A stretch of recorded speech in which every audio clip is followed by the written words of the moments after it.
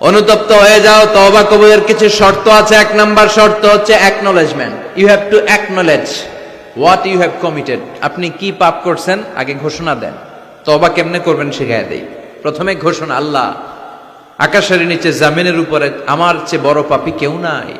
সগীরা কবিরা, জেনে না জেনে, ইচ্ছায় অনিচ্ছায়, শিরকে বেদাতি, শয়তানের ধোকায় পড়ে, নফসের ওয়াসওয়াসায় অনেক পাপ করেছে। আল্লাহ আল্লাহ আমি স্বীকার গেলাম আমি পাপী, আমার চেয়ে বড় পাপী কেউ নাই। প্রথমে আপনি স্বীকার যাবেন সব।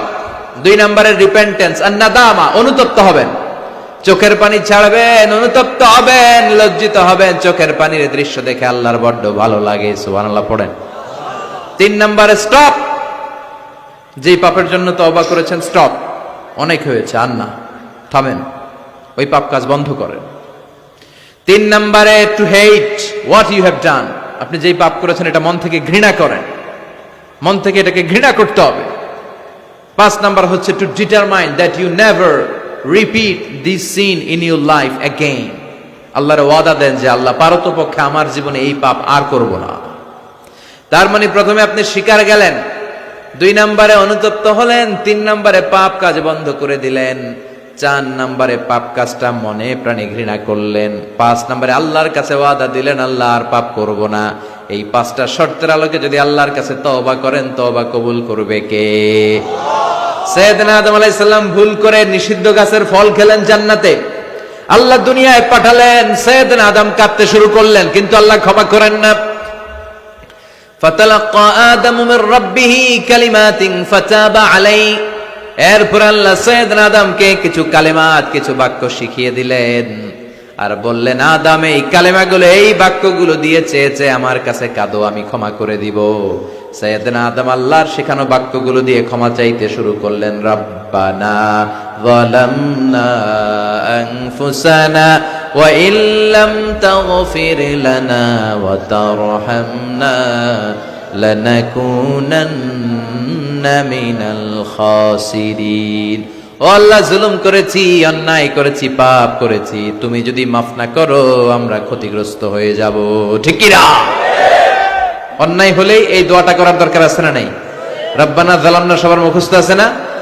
সব সময় আল্লাহর তওবার দরজা খোলা 24/7। অন্যায় হলেই আমরা এই দোয়াটা পড়ব, এই দোয়াটা করে আল্লাহর কাছে ক্ষমা চাইবো। ক্ষমা করে দিবে কে? শুধুমাত্র আমার প্রিয় ভাইয়েরা, দুইটা সময় তওবা কবুল হয় না, চিল্লায় বলেন কয়টা সময়? এক নম্বরে বাদাল গারগারা, মালাকুল মাউত যখন রূহ ধরে টান দেয়, মূর্ছ ব্যক্তির বড্ড কষ্ট হয়। গলা দিয়ে যখন রূহ বের হয়ে যায়, লোকটার গলায় গর গর গর গর গর গর শব্দ হয়। সে মালাকুল মাউতকে দেখে ফেলে, তখন আর তওবা করলে কবুল হবে? আপনি তো দেখেই ফেলাইছেন, সুযোগ তো অনেক পাইছেন, কাজে লাগার নাই, ঠিক কিনা? এটা হলো ফেরাউনের দশা। ফেরাউনকে যখন আল্লাহ লোহিত সাগরে ডুবাইলেন, পানি খাইতে খাইতে ফেরাউনের পেটটা এত বড়। এবার ফেরাউন হাত তুলা কয়, আনা মিনাল মুসলিমিন। কি কয়? আনা মিনাল, মানে আমি মুসলমান। কত ভালো মানুষ দেখছেন, মুসলমান। ফেরাউন না যদি মুসলমান হয়, আমরা থেকে কি লাভ? কথা কন। ফেরাউন হাত তুলে বলে, আনা মিনাল মুসলিমিন, আমি ভালো মানুষ। আল্লাহকে, তোর মতো ভালো মানুষের দরকার নাই, তুই মর, কারণ দ্য টাইম ইজ আপ, সময় শেষ। বাদাল গারগারা, তার সময় শেষ। মুসা আলাইহিস সালামের চাচাতো ভাইয়ের নাম ছিল কারুন। বিশাল সম্পদের মালিক আল্লাহ বানিয়েছে। আমি ফেরাউনের লাশও দেখে এসেছি সচক্ষে। আবার কারুনকে যে এলাকায় আল্লাহ জামিনে দাবিয়ে দিয়েছে, ফাখাসাফনা বিহি ওয়া বিদারিহিল আরদ, ওই এলাকাটাও ফায়ুম জেলা, কায়রো থেকে 100 কিলোমিটারের মতো দূরে। এই ফায়ুম জেলায় তার সব সম্পদ আল্লাহ জামিনের ভেতরে দাবিয়ে দিয়েছে। মুসা আলাইহিস সালাম বললেন, কারুন, তোর তো অনেক সম্পদ, তুই আল্লাহর রাস্তায় যাকাত দে। তুই আগে তোর হৃদয়টারে খোল, এরপরে তোর হাত খুলবে। আগে হাত খুল, তোর হৃদয় খুলবে, ঠিক কিনা? সে কয় না, আমি যাকাত দিব না, কারণ এগুলো আমার আল্লাহ দেয় নাই, এটা আমি নিজে কামাইছি। ইন্নামা উতীতুহু আলা ইলমিন ইনদি, আমার ইন্টেলেক্ট, মেধার বুদ্ধি খাটিয়ে এই সম্পদের মালিক আমি হয়েছি। মুসা আলাইহিস সালাম বললেন, তাই তাহলে আযাবের অপেক্ষা কর। আল্লাহ আযাব পাঠালেন, ফাখাসাফনা বিহি ওয়া বিদারিহিল আরদ। কারণ কারণের সব সম্পত্তি আল্লাহ মুহূর্তের মধ্যে জামিনের ভিতরে ঢুকাতে লাগলেন। কারণের পা ঢুকে গেল, ঢুকতে ঢুকতে হাঁটু পর্যন্ত ঢুকে গেছে জামিনের ভেতর। কারণ ভাবছে উঠা যাবো, উঠা যাবো, আমার আটকাইতে পারবে না। এরপরে কোমর পর্যন্ত গেল, কয় উঠে দাম। এরপরে গলা পর্যন্ত, কয় মুসা সব সম্পত্তি তোরে আর তোর আল্লাহরে দিয়ে দিলাম, আমারে বাঁচা, আমারে। ও মুসা, এতক্ষণ শুধু জাকাতের সম্পত্তি দেয় না, এখন কয় সব তোর, সব তোর আর তোর আল্লাহ, আমারে খালি তুই বাঁচা। এখন তওবা কবুল হবে? ওই যে আনা মিনাল মুসলিমিনের স্টাইল আছে না নাই? এজন্য এই গড়গড়ানি মৃত্যুর একেবারে ফাইনাল স্টেজ আসার আগে যদি আপনি ক্ষমা চান, ক্ষমা করবে কে? 2 নাম্বার, বাদা তুলুইশ শামসি মিন মাগরিবিহা, কিয়ামতের আগ দিয়ে পূর্ব দিক থেকে সূর্য না ওঠে, পশ্চিম দিক থেকে সূর্য ওঠা শুরু করে দিবে। তখন যদি তওবা করেন, তওবা কবুল হবে নাকি? এর আগ পর্যন্ত যখনই আল্লাহর ডাক দিয়ে তওবা করেন, তওবা কবুল করে নিবে কে? আমাদের দেশে তওবা পড়ানোর জন্য মাওলানা লাগে। কি লাগে? কয় হুজুরের ডাক, ইমাম সাহেবের ডাক, পীর সাহেব হুজুর রান তওবা পড়া আছে না নাই? হুজুর নাই তো তওবাও নাই। হুজুর এলাকায় নাই, হুজুর 3 দিন ধরে ছুটিতে আছে, কয় এখন তো তওবা পড়া যাবে না, কারণ হুজুর ছুটিতে। কত বড় ডাকায়! এরকম ডাকায় জড়িত আছে না নাই? তওবা পড়তে হুজুর লাগে? কথা কন। হ্যাঁ, হুজুরের কাছে তওবা পড়েন, পীর সাহেব হুজুরের কাছে তওবা পড়েন, ঠিক আছে, কিন্তু এটা জরুরি না। আপনি আপনার আল্লাহর কাছে ক্ষমা চাইবেন, গুনার কথা স্মরণ করে জায়নামাজটা বিছিয়ে 2 রাকাত নামাজ পড়ে ক্ষমা চান। আপনার কথা শুনে কে? কেউ যেটা শোনে না শুনে কে? কেউ যেটা দেখে না দেখে কে? কেউ যেটা দেয় না দেয় কে? এজন্য হুজুর লাগবে। ইমাম সাহেব হুজুর, মুয়াজ্জিন হুজুর, বড় হুজুর, ছোট হুজুর, পীর সাহেব হুজুর, কাউরে লাগবে? আপনার তওবা আপনি, আমার তওবা আমি। পাপ করলেই মাফ চাবো, এটার নাম তওবা। তওবা মানে to return to your Lord, আল্লাহর কাছে ফিরে আসবেন। আল্লাহর গোলাম আল্লাহর কাছে ফিরে আসবে, এর নাম তওবা। এজন্য আল্লাহ বললেন, গোলাম তুবু ইলাল্লাহি তাওবাতান নাসুহা, একনিষ্ঠ তওবা করো, একনিষ্ঠভাবে ক্ষমা চাও। ক্ষমার মতো ক্ষমা চাইলে সব গুনাহ মাফ করে দিবে কে? প্রতিদিন আমরা তওবা করব, রাজি আছেন? প্রতিদিন ইস্তেগফার করব। কয়বার? কথা হয় না মাতুক্কা? হ্যাঁ, কমসে কম 70 বার চেষ্টা করব। প্রতিদিন পড়ব আস্তাগফিরুল্লাহ। কি পড়ব? আরো জোরে পড়ি আস্তাগফিরুল্লাহ। বিশ্বনবী বলেন, মান লাজিমাল ইস্তিগফার, যে সব সময় ইস্তিগফারের সাথে লেগে থাকে, তার 5টা সওয়াব।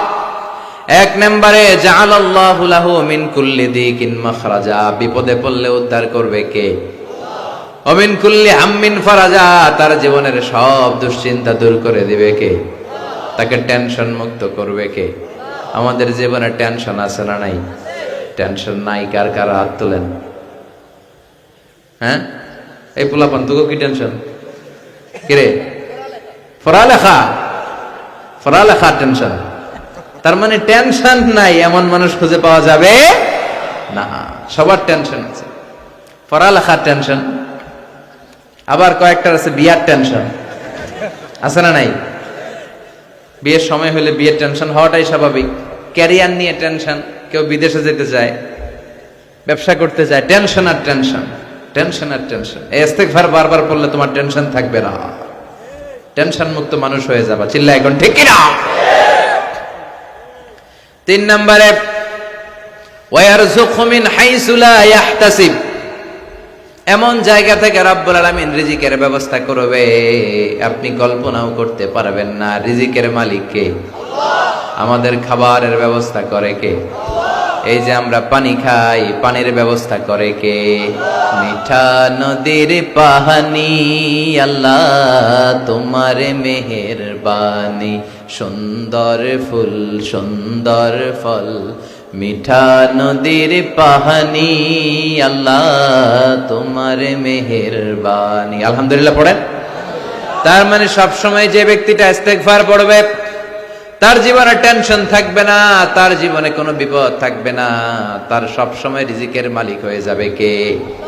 4 নম্বরে আল্লাহর কোনো আযাব তার উপর আসবে না, আল্লাহর কোনো আযাব তার উপর পতিত হবে।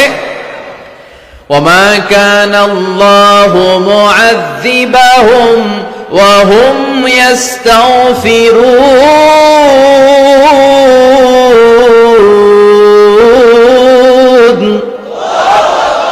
যত যতক্ষণ আমার বান্দা আমার কাছে ক্ষমা চাইবে, ইস্তেগফার পড়বে, আমার কোনো আযাব তার উপর আসবে না, কোনো আযাব আসবে না।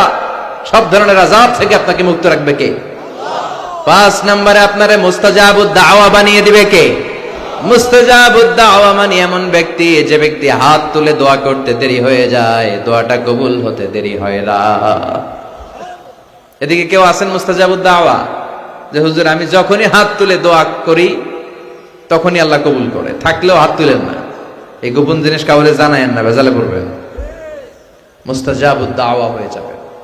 আজকে বলে রাখি, ইস্তেগফার সব সময় পড়লে কি হবেন? মুস্তাজাবুদ দাওয়া। আপনি দোয়া করা মাত্র কবুল করে নিবে কে? আপনারা ইমাম আহমদ ইবনে হাম্বলের নাম শুনেছেন? হাম্বলি মাযহাবের অনেক বড় আলেম, মুহাদ্দিসুদ্দাহর। ওনার বিখ্যাত হাদিসের গ্রন্থ মুসনাদ আহমদ ইবনে হাম্বল একক হাদিসের গ্রন্থ হিসেবে পৃথিবীর সবচাইতে বড় হাদিসের কিতাব।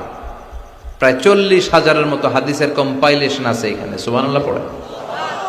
এই মুহাদ্দিস ওনার শেষ জীবনে সব সময় হাদিস লেখা, হাদিস মুখস্থ, হাদিস সংগ্রহের কাজে ব্যয় করেছেন। লম্বা লম্বা সফর করতেন, দেশ থেকে দেশ, দেশান্তরে, এক দেশ থেকে আরেক দেশে তিনি সফরে যেতেন। ওনার সফরের ঘটনায় পাওয়া যায় উনি এক শীতের সিজনে হাদিস সংগ্রহের কাজে সফরে বেরিয়েছেন। প্রচন্ড শীত। উনি এক মসজিদে ঢুকে মাগরিবের নামাজ পড়লেন, এশার সালাত আদায় করলেন। এরপরে ভাবলেন বাইরে এত শীত, যাওয়ার তো জায়গা নাই, এক কাজ করি মসজিদেই ইবাদত করে আর হাদিস পড়ে পড়ে কাটাই, ফজরের সালাত জামাতে পড়ে তারপরে বেরোবো। উনি ব্যাগ থেকে কাঁথা বের করে হাদিসের কিতাব নিয়ে পড়তে লাগলেন। কিন্তু মসজিদের দারোয়ান এসে বলে, উখরুজ মিনাল মসজিদ ইয়া শেখ, এই বুড়া মসজিদ থেকে বেরো। চিনে নাই, উনি যে এত বড় আলেমে দ্বীন মুহাদ্দিস, চিনতে পারে নাই। ইমাম আহমদ ইবনে হাম্বল বললেন, বাবা বাইরে শীত, আমি কই যাব? আমি মুসাফির মানুষ, আমি এই মসজিদে ফজরের সালাতও পড়ব, জামাতে পড়ে তারপরে বেরোবো, রাতটা আমারে থাকতে দাও। মসজিদের দারোয়ান বলে, না মসজিদে থাকা যাবে না, বের হন। ভালো কথায় বের না হইলে ঘাড় ধাক্কা দিয়ে বের করে দেন। কি আর করা, উনি ব্যাগ নিয়ে বের হয়ে গেলেন। শীতে কাঁপছেন। হাঁটতে হাঁটতে হাঁটতে হাঁটতে বাইরে দেখলেন যে একটা বাজার, ওই বাজারে এক যুবক রুটি বানায়, সাজ রুটি বিক্রেতা যুবক। তিনি রুটি বিক্রেতার কাছে যে সালাম দিলেন, আসসালামু আলাইকুম। যুবক বলে, ওয়া আলাইকুম আসসালাম। আহমদ ইবনে হাম্বল বলল, বাবা আমি তোমার রুটির দোকানের পাশে বসে রাতটা কাটাতে চাই, আর তোমার এই চুলা থেকে আগুন পোহাতে চাই, যদি তুমি অনুমতি দাও। যুবক বলে, আহলান ওয়া সাহলান ওয়া মারহাবান বিক ইয়া শেখ, আসেন বসেন, কোনো সমস্যা নাই। আপনি চুলা থেকে আগুন পোহাবেন, এতে আমার ক্ষতি কি? আলহামদুলিল্লাহ পড়েন। আহমদ ইবনে হাম্বল খুশি হয়ে গেলেন। উনি বসলেন, উনি তাপ নিচ্ছেন, আগুন পোহাচ্ছেন, আর দেখতে পাচ্ছেন যুবকটা বারবার পড়ছে আস্তাগফিরুল্লাহ। যুবকটা বারবার কি পড়ছে? আস্তাগফিরুল্লাহ। রুটি বানায় আর পড়ে আস্তাগফিরুল্লাহ।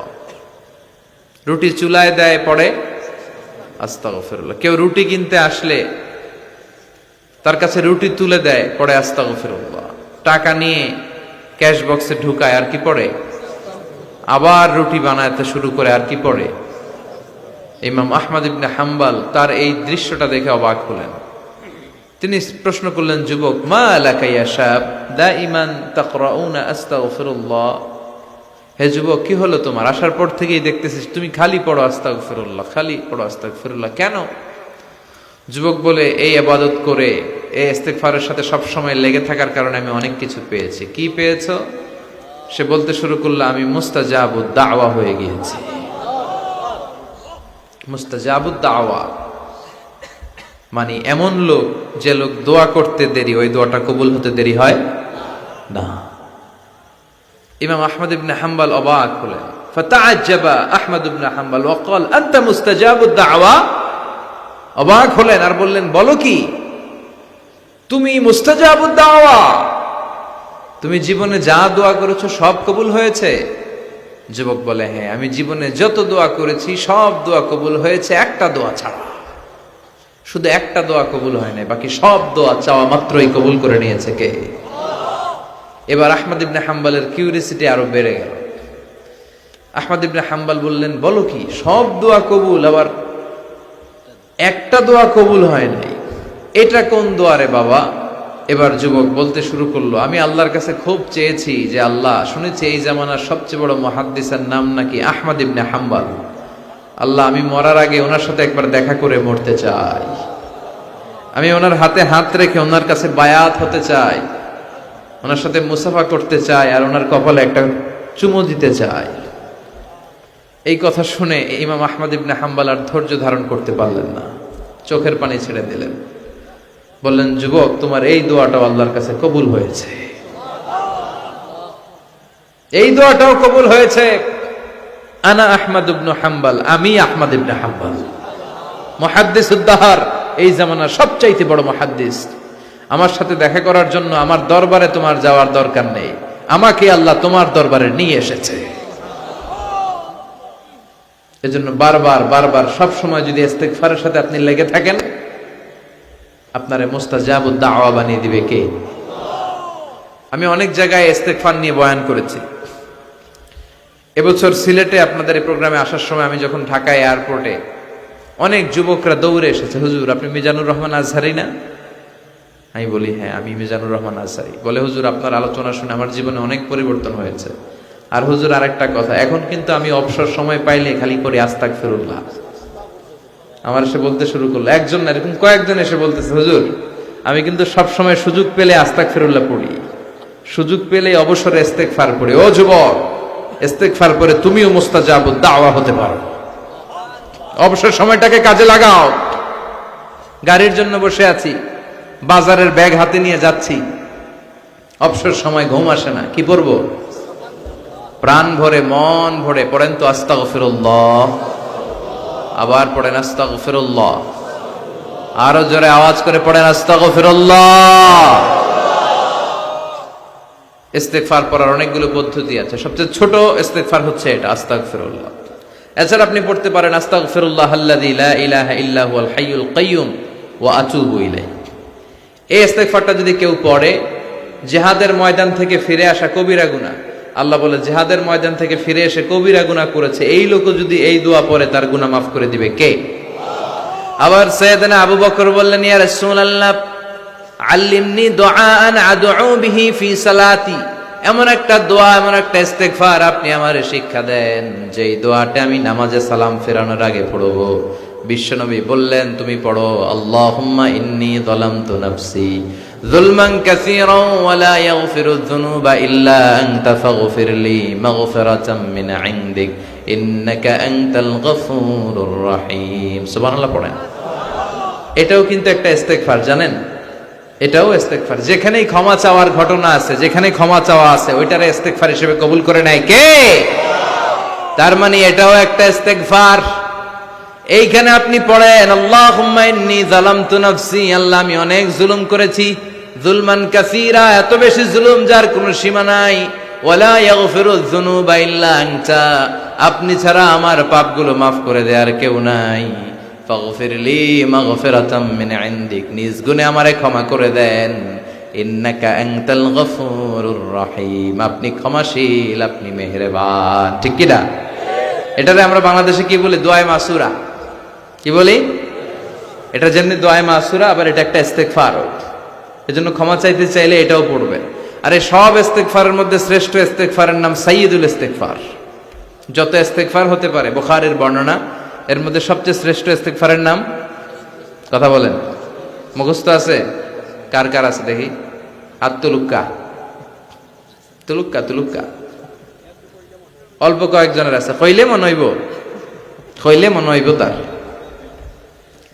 তো এটা হচ্ছে সর্বশ্রেষ্ঠ ইস্তেগফার। এই ইস্তেগফারটা কেউ যদি রাতে পড়ে, ওই রাতে মৃত্যু হলে সে জান্নাতি। এই ইস্তেগফারটা যদি কেউ দিনে পড়ে, ওই দিনে মৃত্যু হলে সে জান্নাতি। এটার নাম সাইয়্যিদুল ইস্তেগফার। আল্লাহুম্মা আনতা রাব্বি লা ইলাহা ইল্লা আনতা খালাকতানি ওয়া আনা আবদুক ওয়া আনা আলা আহদিকা ওয়া ওয়া'দিকা মাস্তাতা'তু আউযু বিকা মিন শাররি মা সানা'তু আবু'ু লাকা বিনি'মাতিকা আলাইয়া ওয়া আবু'ু বিযামবি ফাগফিরলি ফাইন্নাহু লা ইয়াগফিরুয যুনুবা ইল্লা আনতা। সুবহানাল্লাহ পড়েন। এটা মুখস্থ করতে রাজি আছেন? যাদের মুখস্থ নাই, স্মার্টফোন ব্যবহার করেন না আপনারা? ওখানে গুগলে সার্চ বক্সে খালি লিখবেন সাইয়্যিদুল ইস্তেগফার, সাথে সাথে চলে আসবে। মুখস্থ করতে রাজি আছেন সবাই? সবাই রাজি?